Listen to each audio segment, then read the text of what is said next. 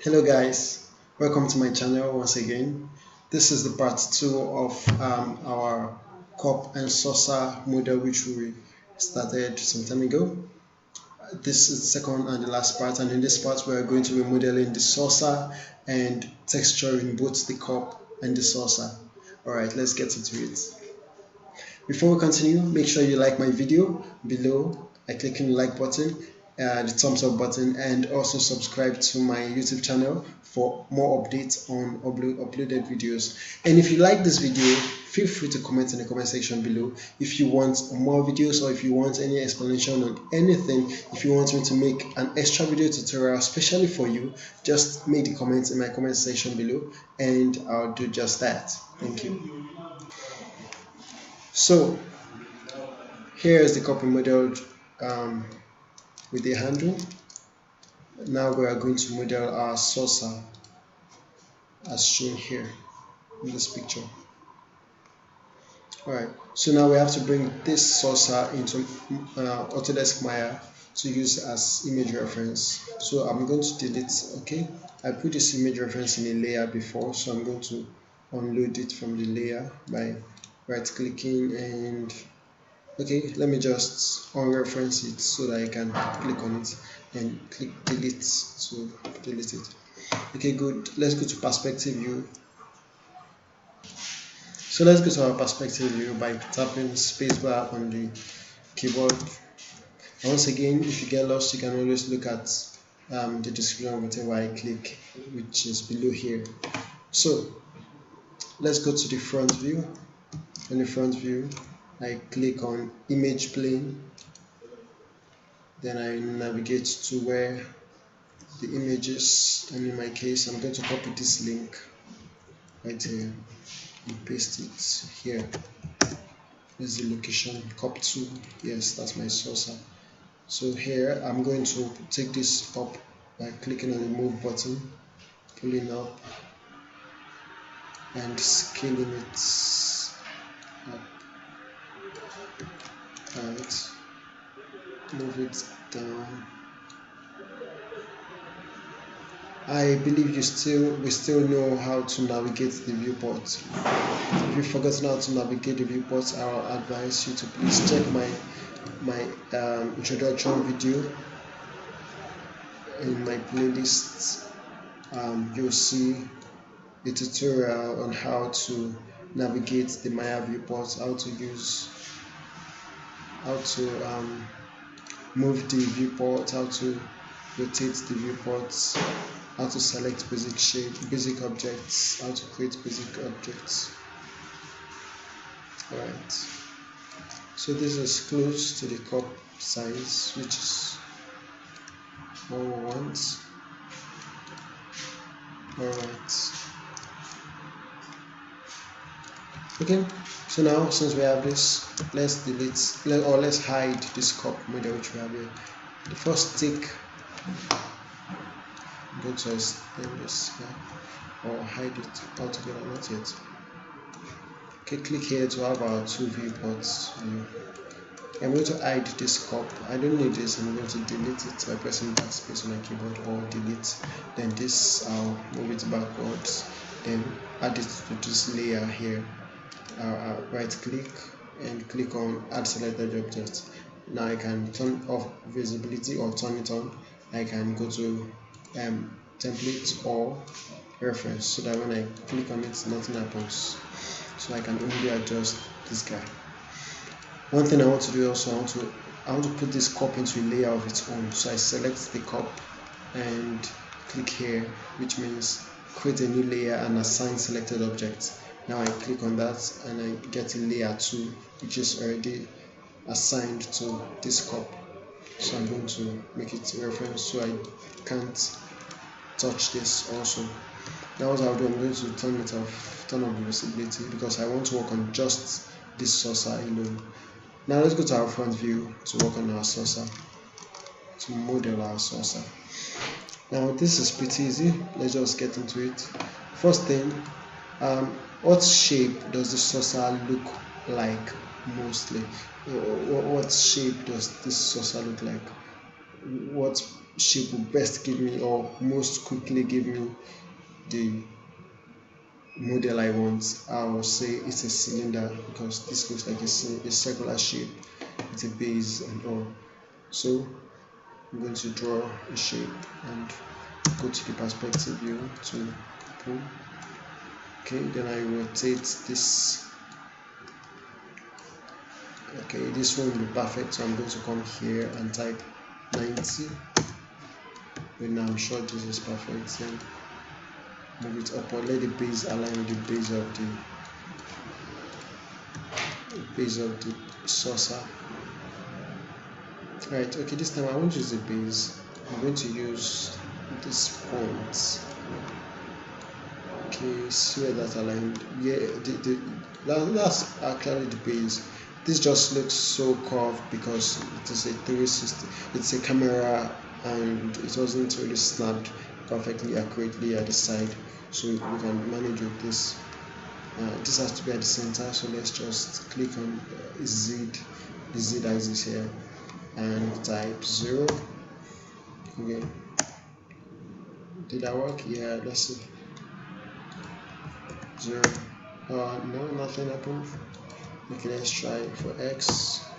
Alright, good. X took it to the center. Once again, remember the thick grid line is the center of the wall, and to turn it off, you click on grid. So that's turned that off. So let's go full scale into our front view. Now go to Vertex Mode. Vertex Mode. Select all these vertices above here and move it downwards. Say to this point. Okay. Then this, I think this is too high. Let's take it down some bit. You know what? Let's take it just below here. Yeah. Let's take it here. Then I'm going to scale my whole plate. But this time I'm not going to scale with this center because this will also increase the height, which I don't want. I just want to scale these two axes here and here. That will be my Z and my X. So if I use this scales it this way. Or if I use this scales it this way. So it scales on both axes at the same time. I use this one, and you see this won't affect the height of the shape. So it's just adjust the width and breadth. So now I got this. Let's move it sideways. Okay, so it can fall at the center of the plate. Now this base, we made this top align with the plate, the beginning and end of the plate, and we have to do the same for this base also. So I select this and now I scale. But this time, since they are all on the same level, the same y-axis, using the center one won't affect the y-axis, so I can easily use it. Do this, then let's we'll pull it up and start from here. So right now I'm ignoring this part of this plate. I'm just using this edge as reference. Okay. With this done, I need one more edge here to form the shape of the plate. So to create an edge, you go to Edit Mesh Tools, insert Edge Loop 2. Click here. Alright, remember I just taking note of this part. Our plate does not have to curve the way this is curving because we are looking at this from a direct side view. So once you have this, you can scale this, double click on any of these lines, then click on scale and scale it in so that we can get something like this. Alright, so you can see it's close to what we have here.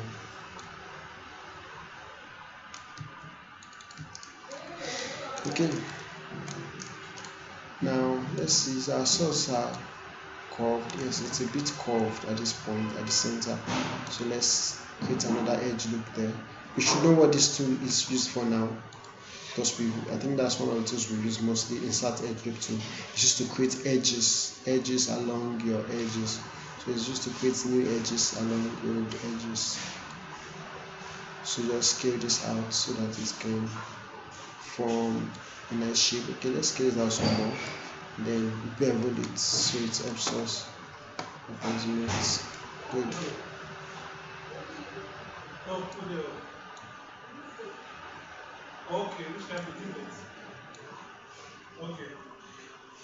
Okay, it's fair. I'm going to scale it all down.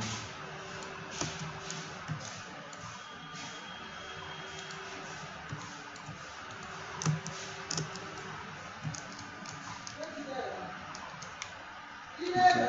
Here I'm using my middle mouse button because that was the last tool I selected.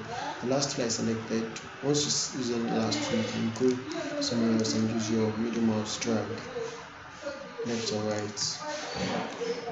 Alright, good. Now we have this. Let's look at it in our perspective report. Here's what we got. So let's create our hollow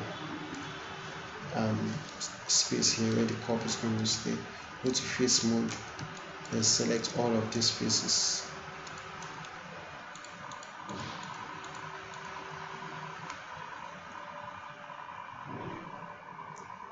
Okay.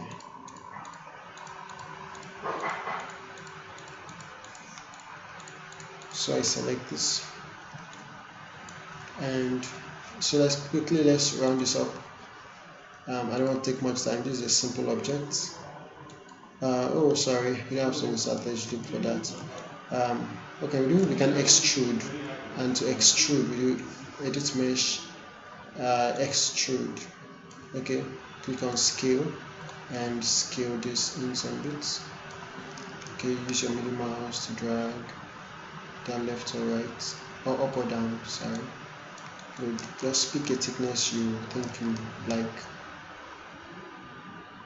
Good.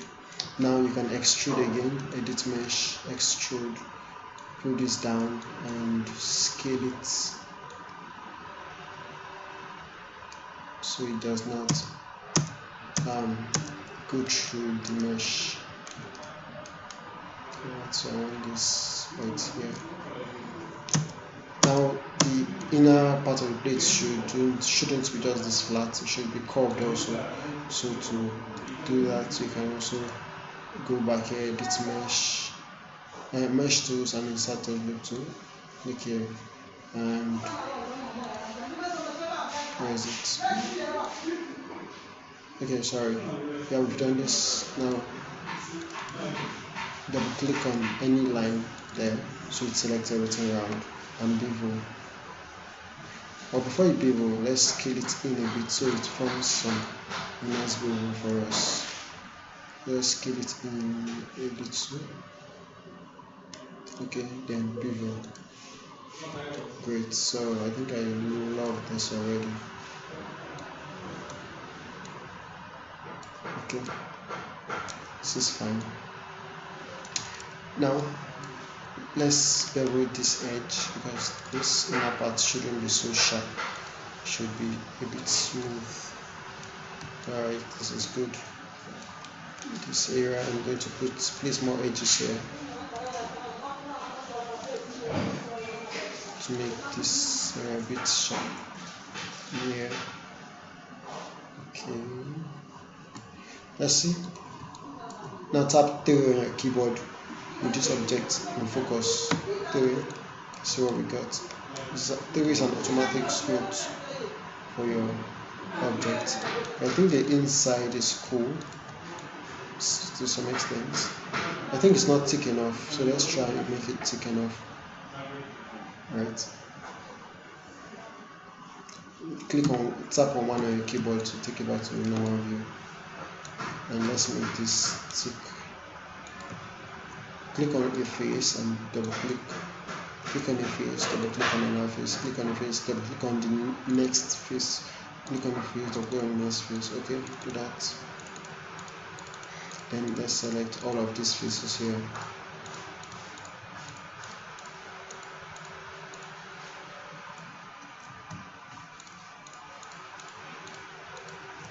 Alright, now we've selected this. Let's scale.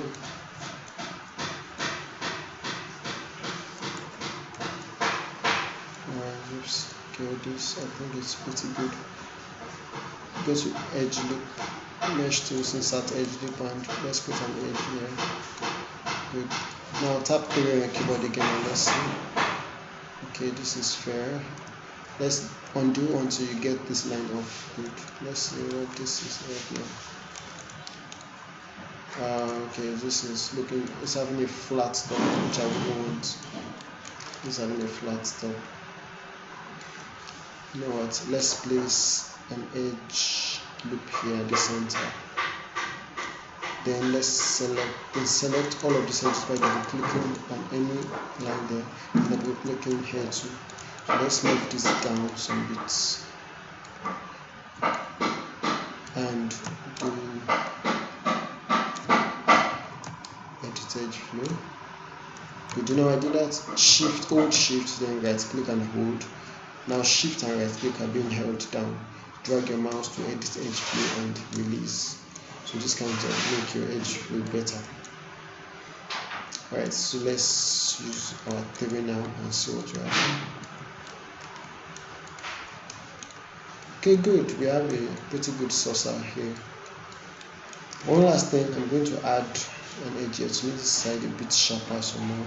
So go back to one view, normal view, then add one more edge loop right here. Okay, then 3 again. Alright, good. I think we got what we want to that. Yes. So now we've modeled our saucer as much as we can, I guess. So let's go right into texturing this cup and saucer. And looking at it, the cup and saucer have the same kind of texture. So there's not much work. This will help us understand the basics of texturing. Now I can move this sideways, or this image sideways, so I can see clearly.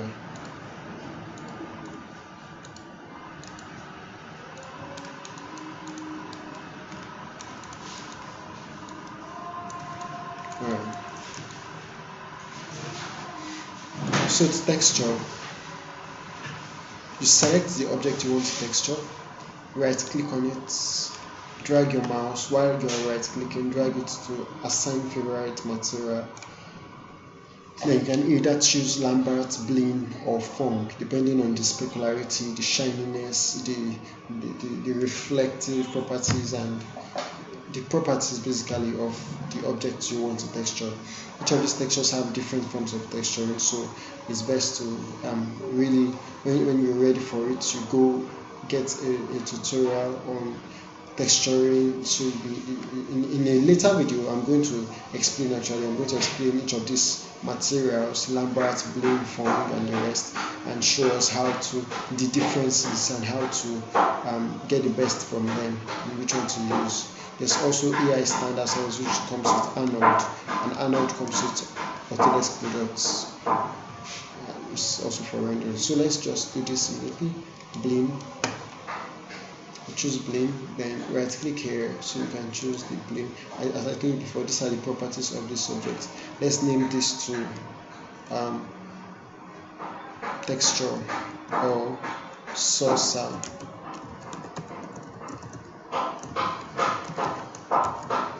Saucer material. Let's name it saucer mat.